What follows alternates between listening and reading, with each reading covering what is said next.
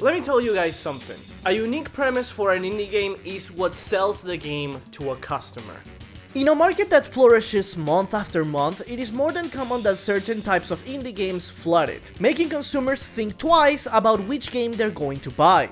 A differentiating feature might be all it takes for a game to capture the attention of the player. Something like the roots where the game comes from, the developer's past works, its publisher, and sometimes its unique approach to gameplay. So in this episode of the Indiegrounds, let's explore the fantastic world of internships by playing Going Under.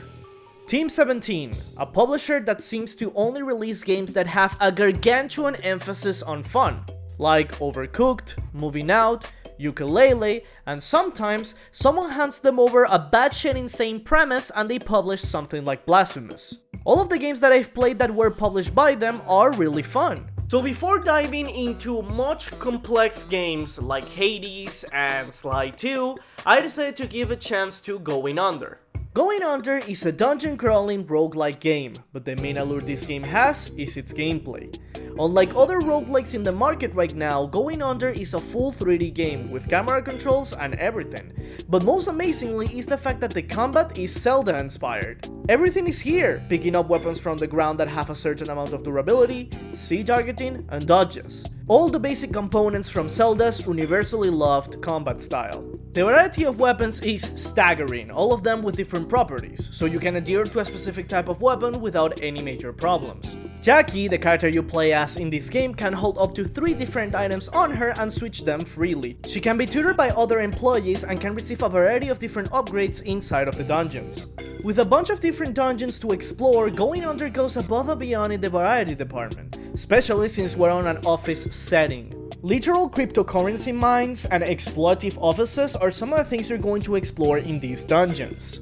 Now, outside of the Zelda-like gameplay, which I want to reiterate is really solid, what else does the game has to offer? Well, some of the best roguelike mechanics I've played with in a while. Outside of just dungeon crawling, you can receive quests by other employees, and since you are the intern, it's your job to get it done. Missions like defeat enemies barehanded, kill specific enemies, or do not take damage in 3 encounters are some of the things that you're going to do within each dungeon. By completing these side quests, you level up your tutor's relationship with Jackie, giving you passive upgrades in every dungeon. For example, if you befriend the CEO of the company, he'll give you the company card, which allows you to buy stuff you can afford in each of the dungeon stores. Or if you befriend Swamp, the barista, he steals a random item from the dungeon store. These types of interactions allow a bunch of customizability and a reason to revisit specific dungeons multiple times. As I said before, there's a myriad of upgrades Jackie can equip in dungeons. These are found in broom closets and stores located inside of the dungeons. Upgrades in this game come in a lot of different varieties, like punching gloves that make your barehanded attacks do more damage, a stun for all the enemies when you get hit, lifesteal, and this damn Jackie looking swole! The best part about upgrades is that by using them in different runs, you can level them up. Once they're leveled up, you can permanently unlock them, and once unlocked, you can equip them one at a time to Jackie before heading out to any dungeon. This is fantastic because if you have a favorite upgrade like the dodge bomb in my case, you can have it right from the start of your run. Another thing that deserves praise about Going Under is definitely the writing. You saw that I pointed out the fact that you're an intern. You're pushed around by your supervisors to head into the dungeons because, well, that's the intern life. Interactions with other employees and dialogue are really funny and really well written. There's the marketing manager, for example, that doesn't know about the dungeons, and every time that anyone mentions them, she gets really confused. Other interactions are fun as well and make the game more charming. Finally, let's talk about the art direction of this game that is actually pretty cool. It goes for a really simple look, but one that feels unique. Each of the dungeons and enemy design is fantastic and gave me a good chuckle many times, like the before mentioned cryptocurrency mines and the exploitative offices.